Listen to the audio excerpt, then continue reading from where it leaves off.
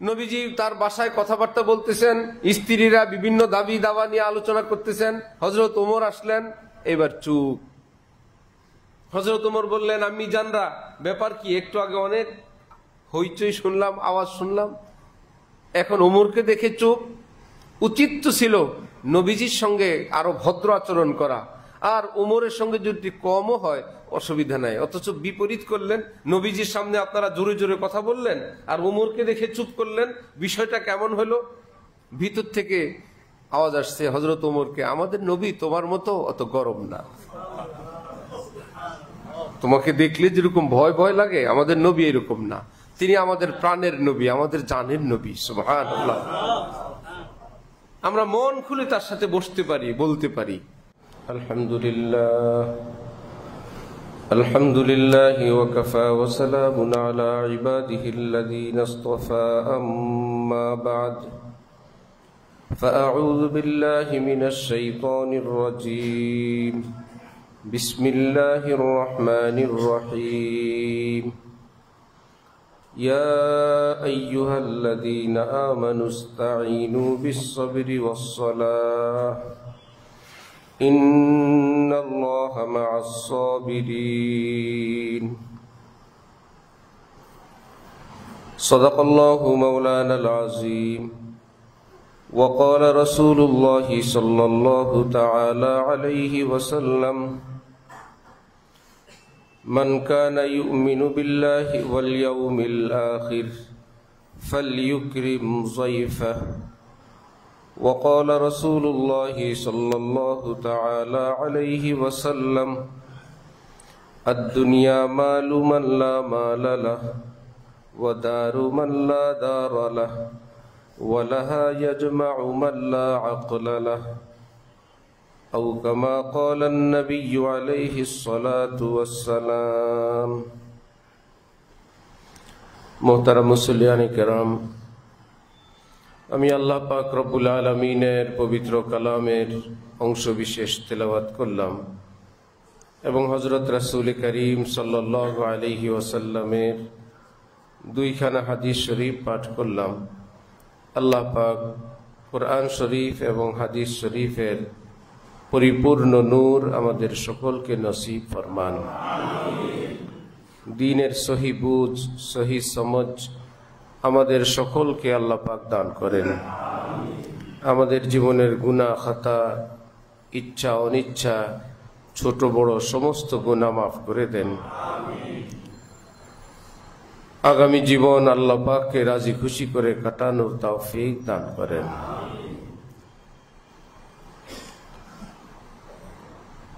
মুসলমানের জীবনের একটি গুরুত্বপূর্ণ আমল হইল সবর। কোরআনে পাকে আল্লাহ পাক সবরওয়ালাদেরকে সুসংবাদ দিলেন, ইন্নাল্লাহা মা'আস সাবিরিন, যারা সবরওয়ালা, ধৈর্যশীল, আমি আল্লাহ তাদের সঙ্গী হয়ে যাই, আমি তাদের সাথে থাকি। সবর ইসলামের ভাষায় যাকে সবর বলে, তিন জিনিসের সমন্বয়ে সবর হয়। এক নম্বরে হলো আস-সাবরু আলা তাআহ, আল্লাহ পাক যে আদেশগুলো করেন, যে আদেশগুলো না করলে গুনাহ হবে, পাপ হবে, সে আদেশগুলো মানা। ওয়াস-সাবরু আনিল মাসিয়া, যে কাজগুলো আল্লাহ পাক নিষেধ করেন, যেগুলো করলে পাপ হবে, সেগুলো করা থেকে বিরত থাকা। ওয়াস-সাবরু ইনদাল মুসিবা, মানুষের জীবনে অনাকাঙ্ক্ষিত পরিবেশ, পরিস্থিতি, অবস্থা আসতেই থাকে, সব কিছু মন মতো হবে শুধুমাত্র জান্নাতে। সেখানের জন্যই ঘোষণা, ওয়ালাকুম ফিহা মা তাশতাহি আনফুসুকুম ওয়ালাকুম ফিহা মা তাদউন নুজুলাম মিন গফুরির রহিম। তোমরা যা চাইবে, যা আশা করবে, মুখে উচ্চারণ করবে কিংবা মনে মনে আশা করবে, আমি আল্লাহ পাকের পক্ষ থেকে সব কিছু পূরণ করা হবে। সেটা দুনিয়ায় না, জান্নাতে। সেটা জান্নাতে। দুনিয়ার সাধারণ নিজাম, আম নিজাম, আল্লাহ পাকের বান্দা যা কিছু চায় কিছু পূরণ হয়, কিছু বাকি থাকে। চায় একরকম, হয় ভিন্ন রকম, চায় একটা, হয় আরেকটা। এটাই দুনিয়ার নিয়ম। এই নিয়মের পিছনে আবার একটা কারণ আছে, বান্দা যাতে একথা বুঝে না এখানে থাকার জায়গা না। খামাখা যার জন্য এত কিছু করলাম, সে যখন এই কথা বলল, যে সন্তানের জন্য জীবন শেষ, সেই সন্তানের এই আচরণ, যে স্ত্রীর মুখে হাসি ফুটানোর জন্য এত ঘাম ঝরালাম, সেই স্ত্রীর এই আচরণ, এই বন্ধু, এই ভাই, এই প্রতিবেশী ইত্যাদি যখন আঘাত পায়, जिसको ताकूंगा नशीमन के लिए वही डाली काट डाली जाएगी। এক পাখি কোনো ডালে বসলো, একটু পরে দেখলো যে গোড়া থেকে ডালটা কেউ কেটে নিচ্ছে। চলো, এখানে তো থাকা যাবে না, আরেকটা ডালে বসি। একটু পরে দেখা গেল সেই ডালটাও কাটে। আরেকটা ডালে গেল, দেখলো যে সেই ডালটা কিছুক্ষণ পর এও কাটা আরম্ভ হলো। তো কেউ তার এই অবস্থাটাকে ছন্দ আকারে বলল, जिसको ताकूंगा नशीमन के लिए वही डाली काट डाली जाएगी।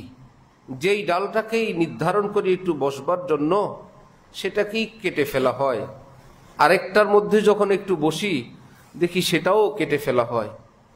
আমাদের হজরতওয়ালা ঢালকানগর হজরত এক কবিতা, প্রায় 2000-এর মতো বাংলা আল্লাহ পাকের মহব্বতের এবং আত্মশুদ্ধিমূলক, নাত শরীফমূলক হজরতের কবিতা আছে। আরবিতে এরকম সাহাবাই কেরামের শের আছে, উর্দু ফার্সিতে শেখ সাদির কবিতা আছে, উর্দুতে ফার্সিতে সেগুলো মাদ্রাসায় পড়ানো হয়, আরবিগুলো মাদ্রাসায় পড়ানো হয়। আম্মিজান হজরত আয়েশাও অনেক বড় কবি ছিলেন। হজরত ওমর কবি ছিলেন, হাসান বিন সাবেদ কবি ছিলেন। মসজিদের নববীতে ওনার জন্য আলাদা মিম্বর ছিল, হাসান বিন সাবেতের জন্য। ওই মিম্বরে দাঁড়ায় দাঁড়ায় কবিতা গাইতেন। এই কবিতার আগডুম বাগডুম তো না, দিন ইসলাম সংক্রান্ত কথা, নবীজির প্রশংসা বাণী। যুদ্ধের ময়দান, কাফির মুশরিকরা মুসলমানদেরকে তিরস্কার এবং ধিক্কার দেওয়ার জন্য বলতেছিল, লানাল উজ্জা ওয়ালা উজ্জা লাকুম। আমাদের কত সুন্দর সুন্দর মূর্তি আছে, লাত মানাত উজ্জা আছে তোমাদের মুসলমানরা। নবীজি হজরত হাসানকে বললেন, হাসান তুমি জবাব দাও তো। কবিতা বলে, তুমি কবিতা দিয়েই জবাব দাও। হজরত হাসান বললেন, ইয়া রাসূলুল্লাহ আমি কি দিব? নবীজি বললেন, ঠিক আছে তুমি জবাব দাও, লানাল মাওলা ওয়ালা মাওলা লাকুম। তোদের মূর্তি আছে, আমাদের মূর্তি নাই। আমাদের আল্লাহ আছে, তোদের আল্লাহ নেই। আমাদের মাওলা আছে, তোদের মাওলা নেই। তো হযরত আলা দামাত বারাকাতুহুম এক বাংলা এরকম শের ছন্দের মধ্যে বলতেছিলেন যে এই যে সুন্দর শিশুর মুখ, কিছুদিন পরে দাঁত উঠে, দাঁত পড়ে, ময়লা গন্ধ হয়, আগের মতো আর সুন্দর লাগে না। দাঁত শূন্য মুখ যত সুন্দর লাগে, কয়েকদিন পর অত সুন্দর আর লাগে না। যুবক যুবতীকে যত আকর্ষণীয় লাগে, বার্ধক্যকালে সে আকর্ষণ আর থাকে না। ফুল ফুটলে যত সুন্দর লাগে, কিছুক্ষণ পর সেটা ঝরতে আরম্ভ করে। পাখির ঝাঁক দেখলে বড় মন কাড়ে, একটু পরে সেটা হারিয়ে যায়। জোয়ার দেখলে মন উতলে উঠে, একটু পরে আবার ভাটা আসে। কি করি? পৃথিবীর কাকে ভালোবাসবো? যাকে আমি ভালোবাসার জন্য নির্ধারণ করি, সেটার মধ্যে দেখি লয় ক্ষয় ধ্বংস আসে, সেটার মধ্যেই একটা স্থিমিত আসে, সেটার মধ্যে এক ধরনের অস্ত আসে। আমি কি করি? কাকে ভালোবাসবো? আমার অশান্ত মন তো কাউকে ভালোবাসতে চায়, কিন্তু আমি যাকে স্থির করি দেখি সে স্থির থাকে না, সে চেঞ্জ হয় এবং ভালোবাসার যোগ্যও থাকে না। যেমন হজরত ইব্রাহিম তার গোত্রকে কঠিনভাবে জবাব দেওয়ার জন্য বললেন, আচ্ছা এই সূর্যটাকে খোদা বলবা? সবাই বলল হ্যাঁ, আবার কি এত বড় জিনিস? দেখো একটু পরে যখন ডুবে গেল, বলল বন্দারা রইলাম আর খোদা চলে গেল, আমাদের বন্দাদের কি উপায় হবে? খোদা নাই, বন্দারা রয়েছে। যেই খোদা নিজেই থাকে না, বন্দাদের খবর নিবে কেমনে? তারা পড়লো বড় বিপদে। তাই তো এতক্ষণ তো আমাদের সঙ্গ দিছিল মনে হয়, এখন তো আমরা লাজবাব। একটু পরে সূর্যের সামনে গিয়ে বললো, এটা তো আরো বিশাল সাইজ ভাই। এটা বলে, এটা ঠিক আছে, দেখছো আলো কি, পাওয়ার কি? হযরত ইব্রাহিম বললেন, দেখি কি করা যায়। একটু পরে যখন ডুবে গেল, বললো, দেখলা খোদার অবস্থা? তোমরা যাকে খোদা নির্ধারণ করলা সে তো এখন আর নাই। এটা হলো যে মর্দে মোকাবেলকে, দুশ্মনকে প্রচন্ড ভাবে আটকানোর জন্য, পরাজিত করার জন্য একটা বায়না, একটা সিস্টেম, যে কিছুক্ষণ তার সঙ্গ এমন ভাবে দেওয়া, তার নীতিমালার উপরেই যেন সে আটকা পড়ে যায়, তার কথায় সে আটকা পড়ে যায়। নির্বাচনের আগে কোন ভোটার বেচারার কাছে প্রার্থী এসে বলল, আপনি আমাকে ভোট দিবেন। আচ্ছা, সে বেচারা বলল, আমি তো একজনকে ওয়াদা দিয়ে দিছি, ভোট দিব, তাকে তো ওয়াদা দিছি। এখন প্রার্থী বেচারা বলল কি, যে ভোটের সময় এরকম ওয়াদা খেলাপ করলে কোনো অসুবিধা হয় না, আপনি ওয়াদা ভাঙতে পারবেন, আপনি ওয়াদা করেন আমাকে ভোট দিবেন। সে বলে, আমি তো একজনকে ওয়াদা দিছি, বললো ওয়াদা ভাঙলে অসুবিধা হয় না, আপনি রাজি হন, আপনি আমাকে ভোট দিবেন। তো বললো, ঠিক আছে, ওয়াদা ভাঙলে যদি অসুবিধা না হয় তো আপনারে ওয়াদা দিলাম, কারণ ওয়াদা ভাঙলে যে কোনো সমস্যা নাই, এই ওয়াজ তো আমি করি নাই, আপনি করছেন। তো তার কথা দিয়ে তাকে আটকানো, যে আপনি তো বলছেন এরকম। হযরত আশরাফ আলী থানভী রহমতুল্লাহ আলাইহির বাসায় কোন দরবেশ আসছে, ভাবখানা এরকম যে মানে তিনি ওলিয়া উলিয়া এরকম কিছু। শয়তান ছালাগাই দিয়ে জটমট দিয়ে হাঁটে। হযরত থানভীর ঘরে এসে আওয়াজ দিলেন। হযরত থানভী খুব বিরক্ত হয়েছেন, কি এখানে কি? সে বেচারা বলল, মানে আপনি আমাকে কোনো মূল্যায়ন করেন না, আমি তো কোনো গাউস আবদালও তো হইতে পারি, বলা যায়।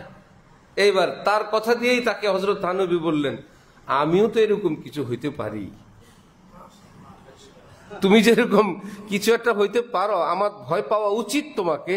তো তোমার কথা অনুযায়ী আমি কি কিছু হইতে পারি না? তোমারও তো একটু ভয় থাকা উচিত, যে যার দরবার ঘরে আসছি তিনিও তো গাউস আবদাল হইতে পারেন। সে বেচারা ভাবছে, বাবারে আমার কথা দিয়েই আমারে শেষ করলো।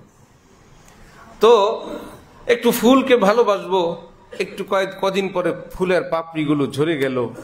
আহা, এত সুন্দর শিশু, তার দাঁত বিহীন মুখ এত সুন্দর, কদিন পরে দাঁত উঠে পড়ে, গন্ধ। ছোট্টবেলায় না ব্রাশ লাগে না মেসওয়াক লাগে, সবটা মিলে ঘ্রাণ সুন্দর লাগে। সুবহানাল্লাহ, ব্রাশও নাই মেসওয়াকও নাই, তারপরও এই নিষ্পাপ মাসুমের মুখের ঘ্রাণ পচা পচা লাগে না ভালো লাগে? জীবনে মেসওয়াক করাইছেন বাবুরে? ব্রাশ করাইছেন? কে করায় তাহলে? সুবহানাল্লাহ।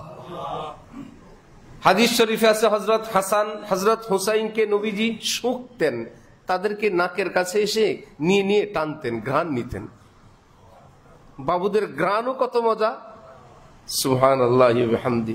সুবহান। তাদেরকে বলা হয় মাসুম, নিষ্পাপ। এজন্য আল্লাহওয়ালা বুজুর্গান দিন বলেন, যদি কোনো এলাকায় খাঁটি কোনো আল্লাহওয়ালা একদমই পাওয়ার কোনো ব্যবস্থা নাই, কই যাবা? এক কাজ করো, দুষ্টু দুরাচার, অসভ্য, নেশাখোর, মিথ্যুক, গীবতকারীদের সঙ্গে না থেকে ঘরে কোনো শিশু থাকলে ওই মাসুমের সাথে থাকো, তার খেদমত করো, তার সেবা যত্ন করো, তবুও তুমি একজন নিষ্পাপ মাসুমের সাথে থাকলা, পাপিষ্টের সাথে থাকো নাই। তো হযরত আলা দামাত বারাকাতুহুম বলেন যে, বলো না কোন বা প্রেমে জ্বলি। হে বন্ধুরা, আমার তো কাউকে ভালোবাসতে ইচ্ছে করে, কিন্তু আমি যাকে বাসতে চাই সে তো থাকে না। কোমর ঝুঁককে মিছলে কামানি হুই, কই না না হুয়া, কই নানি হুই। যে একদম কোমর বাঁকায়, একজনের নাম নানা আর একজনের নাম নামি। হায় মুশকিল, এক সময়ের এলাকা বিশাল বড় তোর জোরকারী সেই পুরুষ, সেই নারী আজকে কেউ নানা সাহেব, কেউ নানি সাহেবা, এই তো পৃথিবীর। এবার বলে, হ্যাঁ সন্ধান পাইলাম, এশকে বা মুর্দানা বা সাত পায়দার, এশকেরা বা হাইয়ু বা কাইয়ুম দার। বন্ধুরা, এই ধ্বংসশীল, লয়শীল, ক্ষয়শীল পৃথিবীর যাকেই তুমি তোমার ভালোবাসার জন্য টার্গেট করবা, সেটাই 2 দিন আগে কিংবা পরে ধ্বংস হবে। কুল্লু মান আলাইহা ফান। যে পৃথিবীতে যা কিছু আছে ইল্লা ওয়াজহু রাব্বিকা যুল জালালি ওয়াল ইকরাম। এই পৃথিবীতে সব ধ্বংসশীল, বাকি থাকবেন শুধু আল্লাহ। যদি তাকে ভালোবাসো তাহলে মুর্দা প্লাস মুর্দা হবে না, তুমিও মরা, ভালোবাসলা আরেক মরাকে, তো মরা যোগ মরা সমান সমান মরা। আর মুর্দা তুমি প্লাস যদি মাওলা হয়, বাপীর জিলানি প্লাস মাওলা হয়ে গেছেন।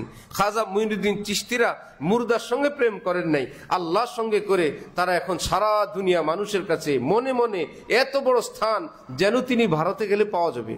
মনে যেন খাজা মুঈনুদ্দিন চিশতির সঙ্গে দেখা যাবে। আহা, শত বছর হাজার বছর আগের মানুষ মনে হয় যেন এখনো জীবিত। এক ইংরেজ ভারতে এসে সে বিদায় নেওয়ার সময় সে বই লিখছে যে আমি সারা পৃথিবী ভ্রমণ করলাম, ভারতে গিয়ে এক ভিন্ন দৃশ্য দেখলাম। সেখানে মুসলমানদের এক লিডার থাকেন কবরে, মাটির নিচে রাজত্ব করেন, মাটির উপরে, মাটির নিচে থেকে মাটির উপরে রাজত্ব করেন। তারপরে সেই ইংরেজ লিখছে সেই মুসলিম নেতার নাম খাজা মুঈনুদ্দিন চিশতি রহমতুল্লাহ আলাইহি। সুবহানাল্লাহ। কিসের বলে সেটা? হাত পা এবং গায়ের জোরে, বস্তানি কিংবা শক্তির বলে না, ক্ষমতার বলে না, আল্লাহ সম্পর্কের বল। এটা এত বড় জিনিস যে আল্লাহর সঙ্গে সত্যিকার অর্থে যোগ দেয়। আল্লাহ পাক তাকে এই পৃথিবীতে এভাবেই জিন্দা রেখে দেন। আবু জাহেল নাম আছে কারো? আবু লাহাব আছে, উতবা আছে, সাইবা আছে? কেন নাই? আবু হুরায়রা নাই, আবু বকর নাই, ওমর ওসমান নাই, আলী নাই। সুবহানাল্লাহ। রব্বুল আলামিনের সঙ্গে যে সম্পর্ক ভালো রাখবে, আল্লাহ পাক তাকে এই পৃথিবীতে এভাবেই জিন্দা রাখবেন। আল্লাহ পাক আমাদেরকে এই অল্প কয়দিনের পৃথিবী আল্লাহ পাক এর হাকিকত বুঝার তৌফিক দান করেন। তাহলে যে মুসিবত আসবেই দুনিয়ায়, এটা জান্নাত না, এটা মনে রাখতে হবে। রব্বুল আলামিন এই জন্যই ব্যবস্থা রাখছেন। একবার রাসূলুল্লাহ সাল্লাল্লাহু আলাইহি ওয়াসাল্লাম কতগুলো ময়লা আবর্জনা দেখায় বললেন, দেখলা, এই হলো দুনিয়ার হাকিকত। খাদ্য খাবার এটা মানুষ গ্রহণ করার আগে তার দিকে ছুটে যায় মানুষ।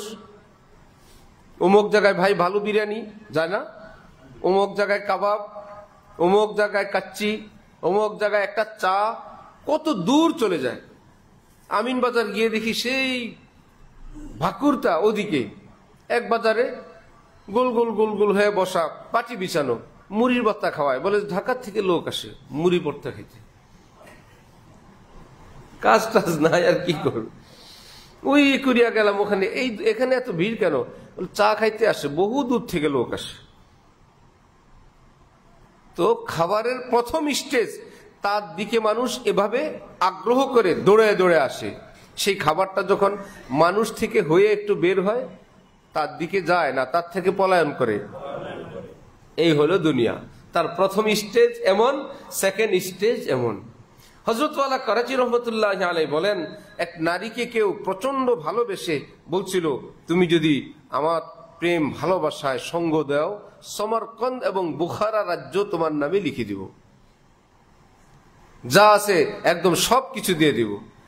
আর জুটে নাই প্রেম, বুড়াকালে সেই বেচারি বিপদে পড়ছে, বুড়ি হয়ে গেছে। হযরত বলেন, এখন পোলাও পাকানোর জন্য একটা আলু বুখারা দরকার। দিছিল কি? সমরকন্দ, বুখারা, রাজত্ব, রাশিয়ার এক এলাকার নাম, সেটা দিয়ে দিব যদি তুমি রাজি হও। যৌবন শেষ, প্রেম ভালোবাসার বাজার যখন ঠান্ডা, এখন আর কারো শরীর চলে না। এখন সেই বেচারি ভাবলো, ঘরে পোলাও পাকানোর আলু বুখারা নাই, তো দেখি আমার সেই পুরান প্রেমিক বেচারা আমার জন্য তো বুখারা সমরকন্দ দিতে চাইছিল, সেটা নাই দিল।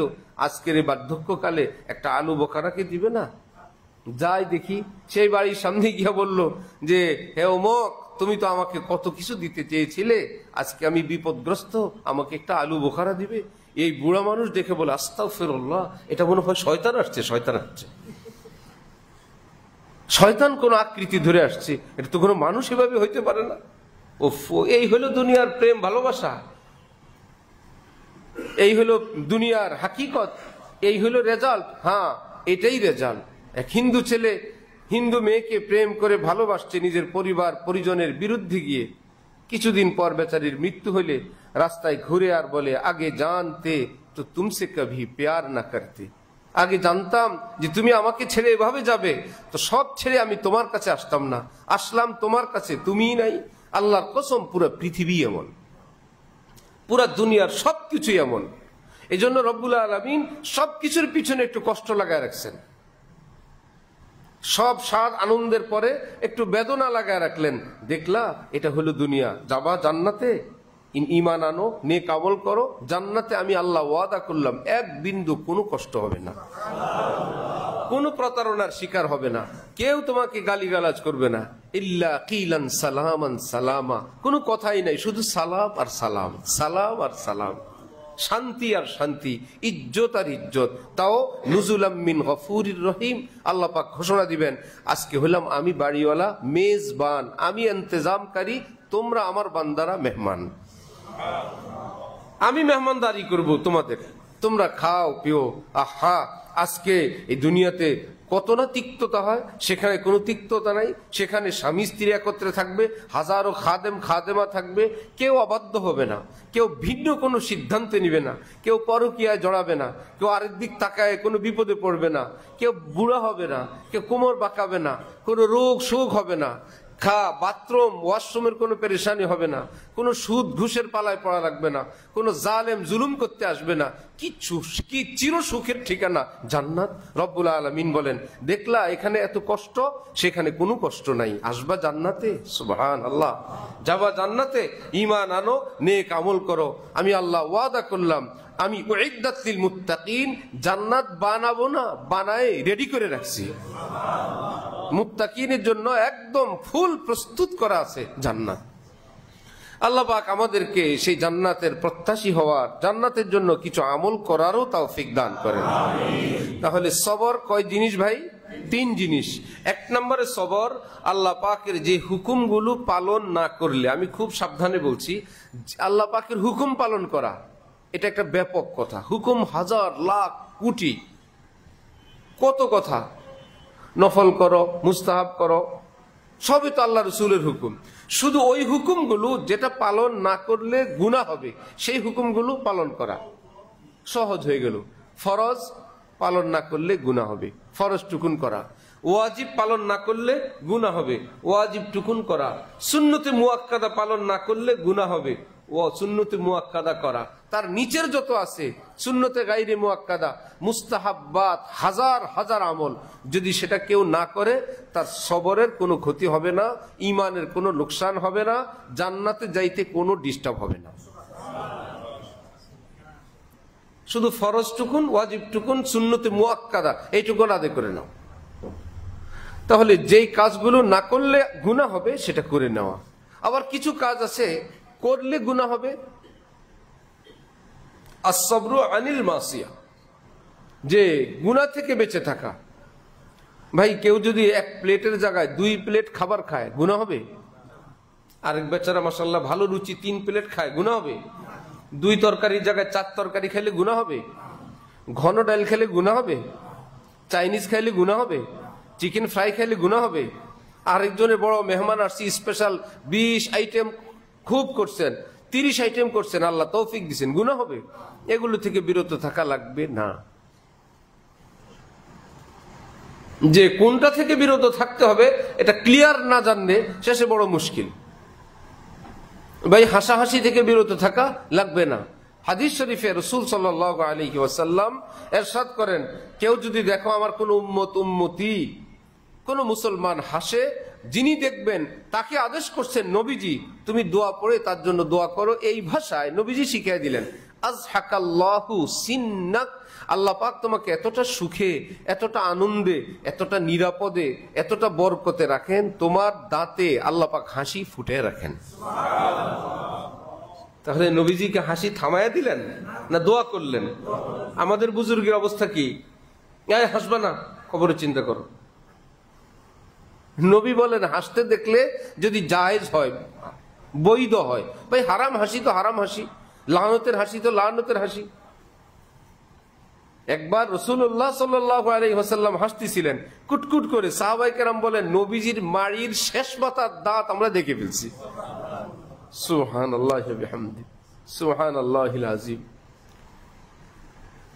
নবীজি তার বাসায় কথাবার্তা বলতেছেন, স্ত্রীরা বিভিন্ন দাবি দাওয়া নিয়ে আলোচনা করতেছেন। হযরত ওমর আসলেন, এবার চুপ। হযরত ওমর বললেন, আম্মি জানরা, ব্যাপার কি? একটু আগে অনেক হইচই শুনলাম, আওয়াজ শুনলাম, এখন ওমরকে দেখে চুপ। উচিত তো ছিল নবীজির সঙ্গে আরো ভদ্র আচরণ করা, আর ওমরের সঙ্গে যদি কমও হয় অসুবিধা নাই। অথচ বিপরীত করলেন, নবীজির সামনে আপনারা জোরে জোরে কথা বললেন আর ওমরকে দেখে চুপ করলেন। বিষয়টা কেমন হলো? ভিতর থেকে আওয়াজ আসছে হযরত ওমরকে, আমাদের নবী তোমার মতো অত গরম না, তোমাকে দেখলে যেরকম ভয় ভয় লাগে আমাদের নবী এরকম না, তিনি আমাদের প্রাণের নবী, আমাদের জানের নবী। সুবহানাল্লাহ। আমরা মন খুলে তার সাথে বসতে পারি, বলতে পারি। তার মানে এশার নামাজ পড়ে নবীজি ফজর পর্যন্ত নবীজির স্ত্রীদের সঙ্গে গল্প গুজব, কথাবার্তা, হাসি খুশি। তার মানে হাসি খুশি ইসলামে আছে না? আছে। এটার থেকে আপনাকে দূরে থাকতে হবে, আমি সেটা বলছি। গুনাহ থেকে দূরে থাকবেন, হাসি খুশি থেকে দূরে থাকা লাগবে না। নবীজি যখন মসজিদে নববীতে ঘোড়া হইলেন, হযরত হাসান হুসাইন যখন নবীজির পিঠে উঠলেন, ওটা কি নবীজি কাঁদতে কাঁদতে, চোখে পানি, উম্মতের চিন্তায়, এরকম নানার কান্দে নাতিরা উঠবে? বলে নানার কাছে যাও না, নানা কান্দে। হাসি খুশি ছিলেন বলেই তো না নাতিদের সঙ্গে এই আচরণ। তার মানে ইসলামে হাসি খুশি আছে, এটা ত্যাগ করা লাগবে না, এটা ছাড়া লাগবে না। এটা যারা ছাড়াইতে গেলেন, আমাদের পরিচিত অনেক ভাই বেরাদার, তিনি বড় বিপদে পড়ে গেছেন, তার পরিবারের লোকেরা বিগড়ায়া তার থেকে ভিন্ন হয়ে গেছে, যে বেশি বুজুর্গি দেখায়, বেশি পিসাবগিরি দেখায়, তোমারটা নিয়ে তুমি থাকো। ছেলেরা আলাদা বাসা নিয়ে থাকে, স্ত্রী আলাদা রুমে থাকে, কেউ কথা বলে না। উনি চান 24 ঘন্টা বুজুর্গি, সব সময় ঠোঁট লড়ে, সব সময় ঘরে গেলেও ঠোঁট লড়ে, বউ কাছেও যায় না। আরে উনি তো জিকির করে, সবসময় জিকিরে আছে, থাকো তুমি জিকির, বাসায় আসছো কেন? মসজিদেই থাকতা, এত জিকিরওয়ালা হলে। অথচ হাকিমুল উম্মত থানভী লিখছেন, হাজার হাজার রাকাত নফলের চেয়ে নিজের স্ত্রীর সঙ্গে একটু হাসি খুশি করা, একটু সময় দেওয়ার দাম আল্লাহর কাছে অনেক বেশি, হাজার হাজার রাকাত নফলের চেয়ে। বুঝেই না ইসলাম, বুঝবে কেমনে? যারা বুঝে তাদের থেকে তো বুঝে নেই। আম্মি জান হযরত আয়েশা বললেন, তিনি খেলা দেখবেন, হাবশার লোকেরা খেলে, তখন পর্দার আয়াত নাজিল হয় নাই, ওপেন পর্দা নাই, আল্লাহ পাকের হুকুম যেমন কাজও তেমন। নবীজি সাইয়্যিদুল মুরসালিন, তিনি বললেন চলো, নিজের স্ত্রীর একটু মনের আশা পুরা করবেন। নবীজি বসলেন। হযরত আয়েশা নিজে বলেন, আমি নবীজির কাঁধের উপরে আমার হাত, উভয় হাত দিয়া চাপা দিয়া খেলা দেখতে থাকলাম। আম্মি জান খেলা দেখতেছেন, নবীজি চুপচাপ বসে আছেন।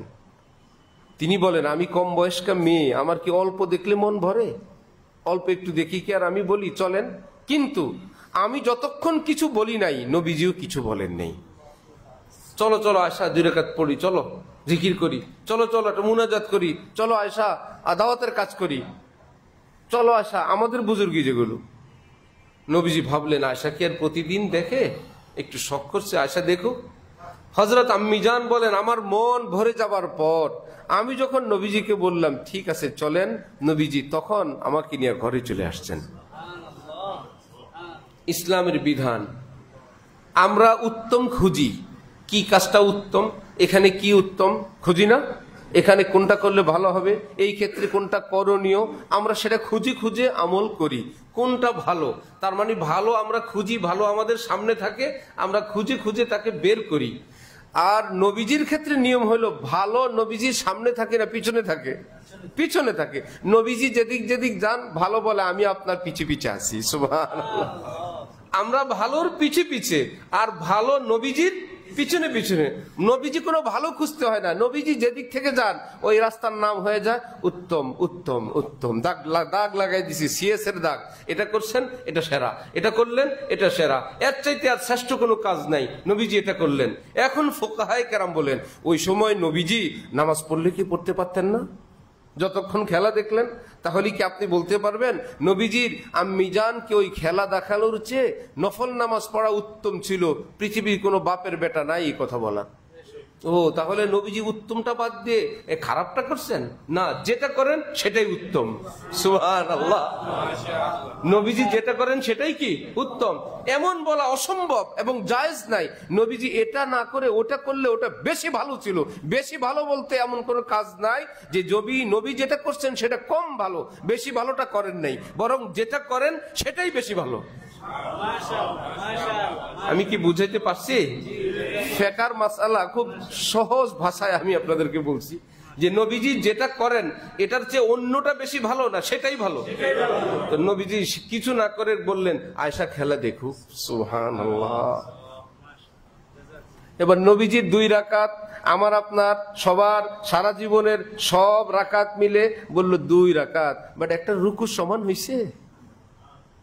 উম্মতের কোটি কোটি রাকাত মিলে নবীজির 2 রাকাতের বরাবরও হবে না। রাকাত তো দূরের কথা, একটা রুকুর বরাবর হবে না, একটা সেজদার বরাবর হবে না। সুবহানাল্লাহ। শিখি না আমরা দিন, এখানে হাসি ব্রেক, এখানে এটা করবা না। ভাই যেখানে খাবারের মজলিস, এখানে কোনো মৃত্যুর সংবাদ দেওয়া মাকরুহ। খাবার শেষ হোক পরে দিবেন। বয়স্ক লোক রোজার দিনে ভুলে খায়, তাকে কোনটা উত্তম, থামানো উত্তম না ছেড়ে দেওয়া উত্তম? কেন? রোজাদার মানুষ খায়। ভাই তোমার সমস্যা কি? খাওয়া সহ যদি আল্লাহ রোজার সওয়াব দেন তোমার তো অসুবিধা নাই, খাক পেট ভরুক, তারপরে বললো রোজার মাস আর খেন।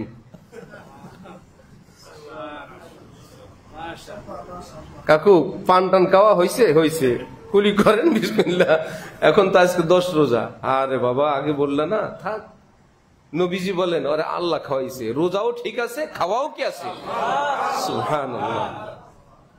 আমার আপনার বুজুর্গে কি, হ্যাঁ আঙ্কেল আঙ্কেল আঙ্কেল থামেন থামেন, আপনার রোজা রোজা। তোমার কে বলছে ফুটানি করতে? হযরত ওয়ালা করাচি রহমতুল্লাহ আলাইহি নিজের খানকাহে সারা পৃথিবীর থেকে আসা মুরিদ, আলে মোলামা, শাইখুল হাদিস, নিজ নিজ জায়গায় পীর সাহেব হযরতের কাছে গেছেন।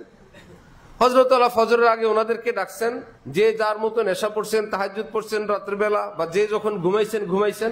এখন ফজরের জামাতের আগে হযরত ডাকছেন, হযরত আল্লাহ ডাক দিছেন, উঠে গেছে। হযরত আল্লাহ ডাকতে ডাকতে সামনে গেছেন, সামনে গিয়ে দেখে পিছনে শুয়ে গেছে। কি পিচ্ছি পিচ্ছি মানুষ না বুড়া বুড়া মানুষ? বুড়া বুড়া মানুষ। ওই দিক থেকে আবার ডাকতে ডাকতে এদিকে আসছে, দেখে পিছন দিয়ে ঘুমিয়ে গেছে, গুলিস্তানের হকারের মতো। কি মুশকিল! আমরা হলে কি বলতাম, নালায়েকের দল, উঠে তো নাই, আমি ডাক দেওয়ার পরে উঠেরা বেয়াদব। ভাবলেন ঘুম এমন এক জিনিস, নীন্দ আপনা বদলা লেকে ছোড়তি হ্যায়। ঘুম তার প্রতিশোধ নিয়েই ছাড়বে যদি আপনি তাকে সময় মতো না দেন, অসময় হইলেও আপনার থেকে নিবে। আমাদের উপরের জামাতের একজন পরীক্ষার আগের দিন সারা রাত পড়ছে, পরের দিন পরীক্ষা, পরীক্ষার হলে 3.5 ঘন্টা পুরোটাই ঘুমিয়েছি। আমরা হলে হুজুর এসে ডাক দেয়, কষ্টে মষ্টে চোখটা খোলে, হুজুর আসছে। হুজুর চলে যাওয়া শেষ, আবার মাথা ঘুমে। কারণ ঘুম তার প্রতিশোধ নিবেই। তুমি তাকে দিবা না সময় মতো, সে তার প্রতিশোধ নিয়েই নিবে। যত বড় পিসাব হওয়ার বুজুর্গ হোক, কাজ করে ফেলবে, চিৎ করে ফেলবে। হযরত এদিকে যান, এরা উঠে, পিছনওয়ালারা শুয়ে যায়। হযরত কি বললেন, তুম লোক উঠ উঠ কে সো যাতে হো, উঠা উঠা আবার শুয়ে যাও ভাই। এবার সবাই শরম পেয়েছেন, উঠে গেছেন। তার মানে একটা ঘুমন্ত মানুষকে ডাক দেওয়ারও কোনো ভদ্র আওয়াজ আছে। সে তো ঘুমেই, সে তো খবরই নেই তার। তাকে একটা ধমক দিলেন, তাকে ব্যাট দিয়ে বাড়ি দিলেন। অনেক মাদ্রাসায় ছোট্ট শিশু যার উপর নামাজ ফরজই হয় নাই, এক শিক্ষক সমাবেশ, তারা আসছে, তাদের তরবিয়তি বা শিক্ষা দীক্ষামূলক মজলিস, আমাকে দাওয়াত দিল, গেলাম। বললাম যে মক্তব হিফজখানায় যে শিশুদেরকে আমরা ঘুম থেকে উঠাই ফজরের 1 ঘন্টা আগে পড়ার জন্য, বলেন তো ওই বেচারার পড়া তো পরে, নামাজ কি ফরজ হয়েছে? নামাজই তো ফরজ হয় না। আগে এই কথাটা মনে রাখবেন। এই বাবুটার সাথীরা সব ঘরের মধ্যে নাক ডেকে ঘুমায়, মাদ্রাসায় এসে কি সে এত বড় বিপদ সম্মুখীন হয়ে গেল? এক কাজ করেন, হালকা আওয়াজ দেন, এক পাশে একটা লাইট জ্বালান, তারা তো উঠবেই। আপনি বসেন, 2-1 উঠে গেলে লাইট জ্বালা আপনারা তেলাওয়াত শুরু করেন। ওই বাবু যখন দেখবে ওস্তাদজি আমার পাশে তেলাওয়াত করে, ওস্তাদজি উঠে গেছে, নিজেই লাজে শরমে উঠে যাবে। আর আপনি তার প্রতি শ্রদ্ধা রাখবেন, এই বাবুটার উপর নামাজ ফরজ হয় নাই, মাদ্রাসায় আসছে বলে সে শুধু নামাজেই উঠে নাই, নামাজের আধা ঘন্টা আগে উঠলো, 1 ঘন্টা আগে উঠলো, তার প্রতি একটা শ্রদ্ধা অনুভূতি রেখে তারপরে ডাক দিবেন। পাষাণের মতন, ডাকাতের মতন বেদ দাও, ডেস্কে বাড়ি মারো, হোটেলের মতন বেল লাগায় দাও। এক মাদ্রাসায় হোটেলের মতন বেল লাগাই দিছে। ঘুমের মানুষের মধ্যে যদি হোটেলের বিলের বেল যেগুলো বিকট আওয়াজের, ভয়ঙ্কর না? এখন কয়েক ছাত্র মিলে আর সইতে না পেরে আমাদের যুগে ওই বেলের গায়ে সাদা কস্টিপ লাগাই দিছে। নিচে থেকে কিছু দেখা যায় না, কিন্তু বেলে আর আওয়াজ হয় না। হুজুর বলে, আমার বেলটা কি হইল? বেল চলে কিন্তু আগের মতো না, ছাত্ররা সইতে পারে না। ওই হুজুর আইন করছেন, খুব কড়া শাসক ছিল, তো সকালবেলা ঘুম থেকে উঠতে দেরি করলে 5 বার কান ধরা, ফজরের নামাজে জামাত না পাইলে 10 বার, অমুক উর্দু কবিতা গাইতে হবে সবাই মিলে মুনাজাত, এটাতে আসতে দেরি হলে 10 বার কান ধরা। মানে সারাদিন হুজুরের পিঠায় পুটা না পেরে পুরো একটা সংবিধান লিখছেন, সব হামলা কার উপরে? কানের উপরে। এতবার কান ধরা, এতবার 10 বার 5 বার। অন্য এক শিক্ষক আমাদেরকে তখন বলতেছে, যে অবস্থা হুজুর যে কানের উপর খেপছে, ভর্তি হয়ে কানটা হুজুরের কাছে দিয়ে আসলে হয়, যে আপনার যখন দরকার আপনি টিপ দিয়ে নিন। কোরআন শরীফে রব্বুল আলামিন বলেন, আর রহমান আল্লামাল কোরআন। রহমান কোরআন শিখিয়েছেন। কোরআন শিখিয়েছেন কে? আল্লাহ। কিন্তু আল্লাহ এখানে নিজের নাম ব্যবহার করছেন কোনটা? রহমান। আর নাম নাই জব্বার, কহ্হার, জুল ইন্তিকাম, আজিজ, মহাপরাক্রমশালী, কঠিন প্রতিশোধ গ্রহণকারী, কঠিন শাস্তিদাতা। কোরআন শিখিয়েছেন, সেগুলো কিচ্ছু না বলে বললেন রহমান আল্লামাল কোরআন, যিনি ভীষণ রহমতওয়ালা, মায়াওয়ালা, তিনি কোরআন শিক্ষা দিলেন। হাকিমুল উম্মত থানবী বলেন, কিয়ামত পর্যন্ত যারা কোরআনের শিক্ষক হবেন আল্লাহ পাক তাদেরকে দিয়ে দিলেন, তোমার মধ্যে যেন শানে রহমান থাকে, যে রহমান কোরআন শিখান। তোমার ভিতরে কি সেই রহমত আছে? থাকলে শিখাইতে বসো, ডাকাত হয়ে বসবে না। ডাকাত কোরআন শিখাবে না, যিনি রহমানওয়ালা, রহমানের রহমতওয়ালা, তিনি শিখাবেন। তিনি তার চোখে মুখে দেখবেন, তার মায়ের থেকে বিচ্ছিন্নতার কষ্ট দেখবেন, তার টলটলা চোখের পানি দেখবেন, তার শুকনা মুখটা দেখবেন, শুকনা ঠোঁট দেখবেন, আহা কোনো বিষণ্ণতায় ভোগে সেটা দেখবেন। এক বাচ্চা মাদ্রাসায় বসে বসে কান্না করে, শিক্ষক আসছে আমার কাছে বলার জন্য, সে বলে আর কান্দে কি ওই ছেলেটার মা নাই। সে বলে সব বাচ্চাদের মা আছে, আমার মা নাই, আমি কাকে মা ডাকবো, আমার তো মা নাই। আরেক বাচ্চা, সব বাবারা আসে, সে বলে আমার বাবা নাই। সব বাচ্চারা কত খাবার নিয়ে আসে, বাবা সব ছেলেদের বাবারা আসে, বাবা ফোন করে, বাবা ব্যাগ ভরে জিনিস নিয়ে আসে, আমার তো বাবা নাই। তো উস্তাদের মনে তো রহমানের শান থাকতে হবে, আল্লাহ এই বাচ্চাটার বাবা নাই, তার মা নাই, ওই জায়গাটা থেকে কোরআন শিখানো লাগবে। আল্লাহ আমাদেরকে দ্বীনের সহি বুঝ দান করেন। সেটা তো মাদ্রাসার শিক্ষক, কিন্তু আমরা আমাদের ঘরের অভিভাবক, আমাদের ঘরেও তো শিশু আছে, আছে না? নারী আছে না? অসুস্থ মানুষেরা আছে না? আমরা কেন যেন একদম পাষাণ হয়ে যাই, নির্দয় হয়ে যাই। হঠাৎ দিনই কোনো ওয়াজ, বয়ান, মসজিদ, যে কোনো জায়গা থেকে গিয়ে সেটাকে সবটাকে একদিনেই বাস্তবায়ন করার জন্য উঠে পড়ে লাগে। তারাও প্রস্তুত। এগুলো শুনে তারা মনে করে যে না, যে বেশি বাড়াবাড়ি করে। এই জন্য ইন্নাল লুৎফা ইয়াতি বিমা লা ইয়াতি বিহিল উনফ, নম্রতা, কোমলতা, আদর, এর থেকে এত কঠিন কঠিন কাজ উদ্ধার করা যায় যেটা কঠোরতার দ্বারা করা যায় না। নবীজিকে আল্লাহ পাক কোরআনে পাকে বলেন, ফাবিমা রাহমাতিম মিনাল্লাহি লিনতা লাহুম, আল্লাহ পাকের রহমতে আপনার কথা কত নরম। সুবহানাল্লাহ। আল্লাহর রহমতে আপনার ভাষা কত কোমল, কত সুমিষ্ট, আপনার কথা শুনলেই পাগল হয়ে যায়।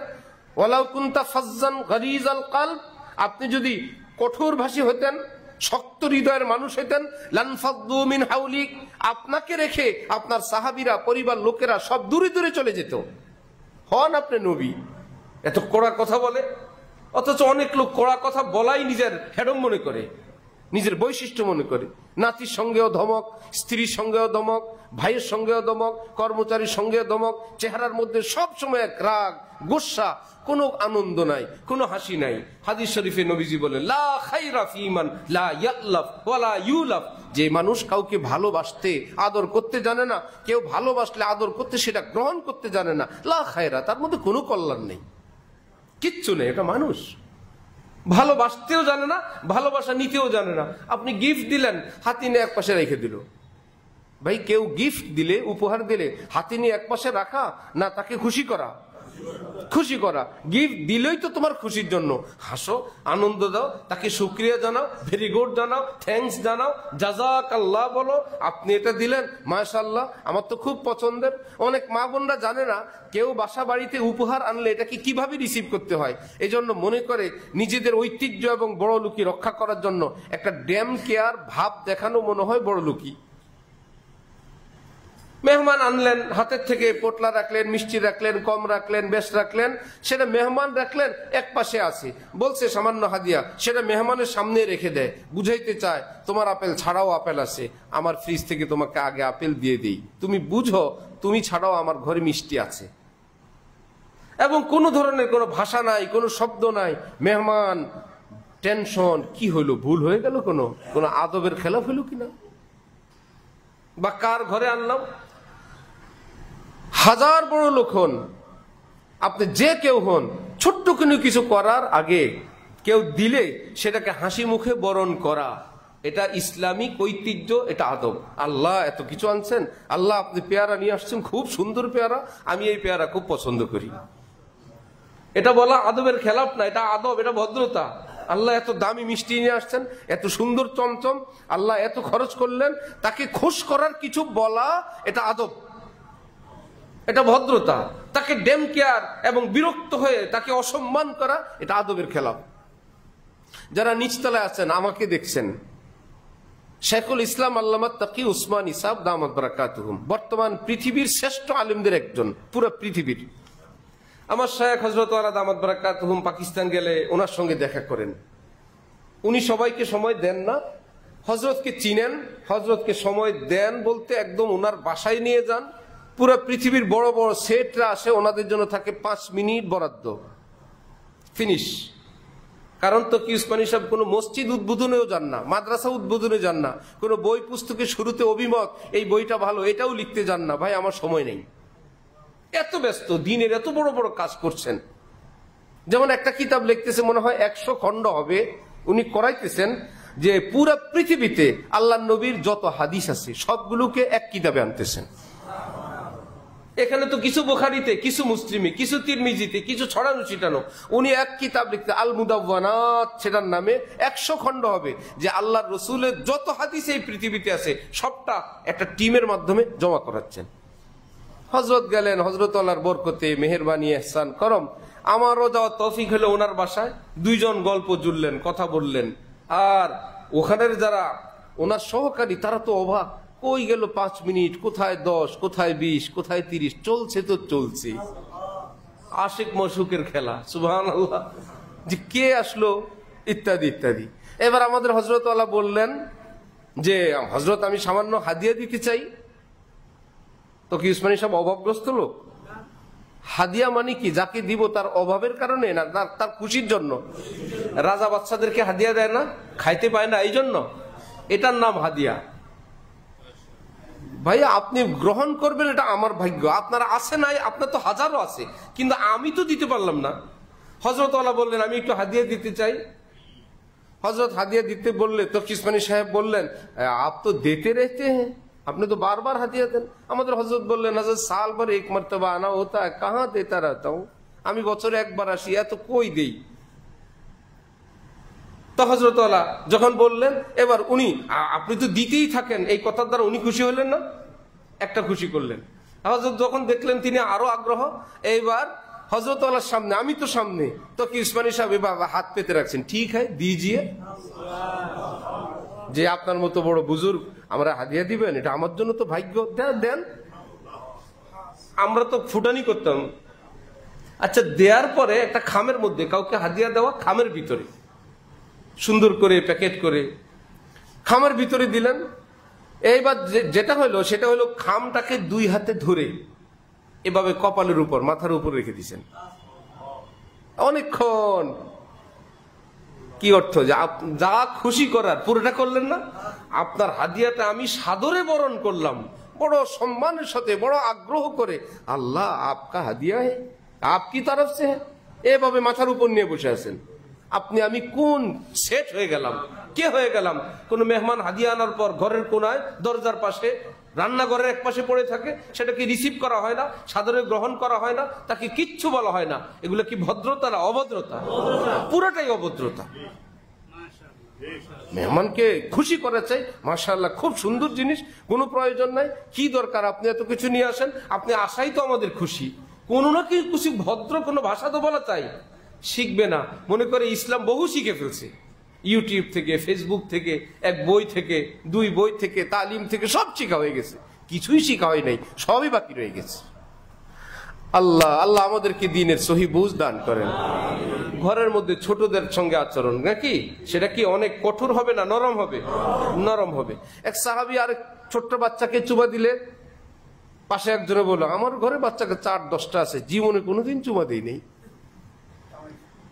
আল্লাহ নবীজি বলেন, মানে লা খায়রা ফীমান লা ইয়ালাফ ইউলাফ, যে কাউকে ভালোবাসে না, ভালোবাসা নিতে জানে না, সে ভালো মানুষ না। এই জন্য স্বাভাবিক জীবন যাপন। আমরা পৃথিবীতে আসছি, আমরা তো কোনো দোজখে আসি নাই, দুনিয়াতে কোনো দোজখে আসছি, দুনিয়াতে কোনো রিমান্ডে আসছি যে আমরা রুহের জগতে কোনো অপরাধ করছিলাম, শাস্তি স্বরূপ দুনিয়াতে পাঠানো হয়েছে? তো এত মন খারাপ কেন আপনার? সব সময় বেজার। কোন বউ শাশুড়িকে জিজ্ঞেস করছিল না, মা আপনি কান্না করেন কেন? শেষে শাশুড়ি বলছে, কান দি না, আমার চেহারাই এমন। এইরকম চেহারা রাখার দরকার কি, যেটা দেখতে কান্দার মতো দেখা যায়? স্বাভাবিক থাকেন, বউর সঙ্গে একরকম থাকেন, বাচ্চার সঙ্গে একরকম থাকেন, বস হন সে আরেক রকম থাকেন, স্ত্রীর সঙ্গে আরেক রকম থাকেন, নাতিরা আসলে নাতিদের সঙ্গে মিশে যান। প্রাইমারি স্কুলের টিচাররা কি বিসিএস এর মতো পড়ায়? তারা তাদের কাছাকাছি চলে যায়, যে আমরা তোমরা একদম কাছাকাছি, মজা করে গল্প করে নিজেদেরকে ঘরের মধ্যে এভাবেই রাখা চাই। আল্লাহ পাক তৌফিক দান করেন। সবর কয় জিনিস? যেই কাজ না করলে গুনাহ হবে সেটা করা, যেটা করলে গুনাহ হবে সেটা ছেড়ে দেওয়া। এখান থেকে আমরা অনেক দূর চলে গেছি। হাসি খুশি করলে কি গুনাহ হবে? একটু রসালু কথা বললে কোনো গুনাহ হবে? হযরত মুফতি সোহেল সাহেব বসুন্ধরার এক আলেম বলে যে স্ত্রী থেকে কাজ আদায় করবো, মিয়া ভাষা ভালো হইলে বহু কাজে আদায় করতে পারো। গেছো করে গিয়ে বললা, এক গ্লাস পানি দাও তো। বেচারি হলো ভীষণ বিজি, রান্না, এদিকে ফোড়ন দিছে, তেল দিছে কড়াইতে, অথবা বা চাকু দিয়ে দিছে, প্যাম্পাস নিয়ে দৌড়াদৌড়ি, এর মধ্যে বলে পানি দাও তো। পাল্টা ধমক খাবে না? হাত নাই, চোখ নাই, পানি খেতে পারেন না, নিজেই নিজের ধমকটা কামাইলা। হযরত বলেন যে ভাই, আরো হাজার ব্যস্ততার মধ্যেও গিয়ে তুমি যদি বলো পানি তো আমি নিজেও খেতে পারি, কিন্তু তোমার হাতের পানি তো মজাই ভিন্ন।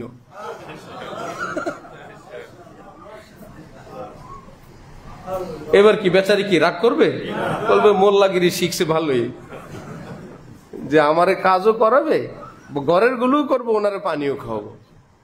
আম্মিজান হযরত আয়েশা বলেন, আমি পানির পাত্র গ্লাসটা পান করে রাখলে নবীজি আবার উঠায় ঠিক ওই জায়গায় ঠোঁট লাগাইতেন, আমি আয়েশা যেখানে ঠোঁট দিয়ে পানি পান করেছি। এই সুন্নত গেল কোথায়? বলেন আমি হাড্ডি রেখে দিছি, সব পাশ খাওয়া শেষ, বোন প্লেট থেকে উঠে আবার চোষেন নবীজি আমাকে দেখান, আয়েশা তোমাকে ভালোবাসি না, তোমার লালাকেও ভালোবাসি। কি সুখময় আনন্দময় জীবন। আর আমরা কোত্থেকে ওই যে বদমেজাজ, কুদৃষ্টি, কুসম্পর্ক, পরকীয়ার কারণে মেজাজ জাগায় নেই। ওটার জন্য আমি নাম রাখছি ভাই, কড়াই যদি আগে থেকে ভীষণ গরম হয়, অনেকক্ষণ যাবত চুলায় জ্বলতেই থাকে কড়াই, এখন আপনি ফ্রিজ থেকে বের করে ঠান্ডা পানি দিলেন, তারপরেও কি চুপ থাকে না, স্যান করে উঠে? পানির দোষ না কড়াইয়ের দোষ? আগেই গরম। আপনি হাজার ঠান্ডা পানি দিলেও স্যান করে উঠছে, বুঝতে হবে আগে থেকেই গরম, ঠান্ডা পানির দোষ নেই। স্বামী স্ত্রী দুইজনের একজনের কড়াই যদি এরকম পরকীয়ার কারণে হোক, হারাম সম্পর্কের কারণে হোক, নামাজ বর্জনের কারণে হোক, পর্দা বর্জনের কারণে হোক, স্বামী স্ত্রী ঝগড়ার কারণে, ননদ ভাবি শাশুড়ির অত্যাচারের কারণে নারী অত্যাচারিত হয়, জুলমের শিকার হয়, পুরুষের হাতে বেশি না নারীর হাতে বেশি? নারীর হাতে জুলমের শিকার, মামলা হয় আমাকে বিরুদ্ধে, বেটারা কিছু করছে। আরে বেটারা যা করছে বেটিরা তো আরো বেশি করে। নারীকে জুলুম করে নারীরা বেশি, শাশুড়ি জুলুম করে, ননদ জুলুম করে, ভীষণ ভাবে জুলুম করে, আশপাশের আত্মীয়, হ্যাঁ পুরুষরাও করে, ওই জালেমরাও করে। কারণ পারিবারিক ইসলামী জীবন যাপন কিছুই জানে না। উনি দারোগা সাহেব, উনি বলেন একদম একটা কাজের মেয়ে এখানে আসলো না, জীবন সঙ্গিনী আসছে, তোমার জন্য হালাল প্রেমিকা আসছে, তোমার অর্ধাঙ্গিনী আসছে, তোমার সম্পূরক আসছে, দুইজন মিলে একটা সুন্দর জীবন যাপন করার জন্য আসমান থেকে আল্লাহ পাক রহমত স্বরূপ তাকে প্রেরণ করেছে। আল্লাহ দ্বীনের বুঝ দান করেন। তাহলে গুনাহ থেকে ফরজ ওয়াজিব গুলো করা, গুনাহ থেকে বেঁচে থাকা, আর বিপদ আপদে মুখ ফসকে আল্লাহর বিরুদ্ধে কিছু না বলা, যা বলা আল্লাহ যা হওয়া তো হয়ে গেছে, আল্লাহ আপনি এর মধ্যেই কোন রহমত করেন। হাদিস শরীফ আছে কিয়ামতের দিন হযরত ইব্রাহিম আলাইহিস সালাতু ওয়াস সালামের সামনে তার বাবাকে আল্লাহ জাহান্নামে ফেলে দিবেন। উনি কি খুশি? ওনার বাবা যে জাহান্নামে যাচ্ছেন উনি কি খুশি? তাই বলি কি আল্লাহর সিদ্ধান্তে উনি নারাজ? কি বিপদ! আল্লাহ আপনার সিদ্ধান্ত আমি মানি না বলতে পারবে? আল্লাহর সিদ্ধান্ত আল্লাহ, আপনার সিদ্ধান্ত আর কোনো কথা নাই। কিন্তু আমার আব্বা যে জাহান্নামে গেল, মনে বড় কষ্ট, কি মুশকিল। তো আমার আপনার কোনো কষ্ট, মুসিবত, বিপদ, কষ্ট তো আছেই, কিন্তু আল্লাহ আপনার সিদ্ধান্তের কোনো কথা নেই। আপনার সিদ্ধান্তের উপর আমি রাজি, বাকি আল্লাহ আমার মনে কষ্ট হয়, আপনি আমার কষ্ট দূর করে দেন। আল্লাহ আপনি তো আমার সবচেয়ে বেশি হিতাকাঙ্ক্ষী, কল্যাণকামী, আপনি এর মধ্যেও কোনো কল্যাণ রাখছেন যা আমি জানি না, বুঝি না, এইটুকু নিয়ে থাকা, মুখ ফসকে যা মনে চায়। আমার মা বোনরা মাঝে মাঝে এই অ্যাক্সিডেন্ট করেন, বেশি করেন, এমন কোনো কথা না বলা, ব্যবসায় লোকসান হোক, কেউ মারা যাক বা কিছু একটা হোক, আল্লাহ পাকের উপর রাজি খুশি থাকা, তিনটা মিলে যে সবর করবেন, আল্লাহ পাক বলেন এইরকম সবরওয়ালা যে থাকবে আমি আল্লাহ তার সঙ্গী হয়ে যাব, তুমি আমাকে তোমার সাথে পাবে। আল্লাহ আমাদেরকে তৌফিক দান করেন। ওয়া আখিরু দাওয়ানা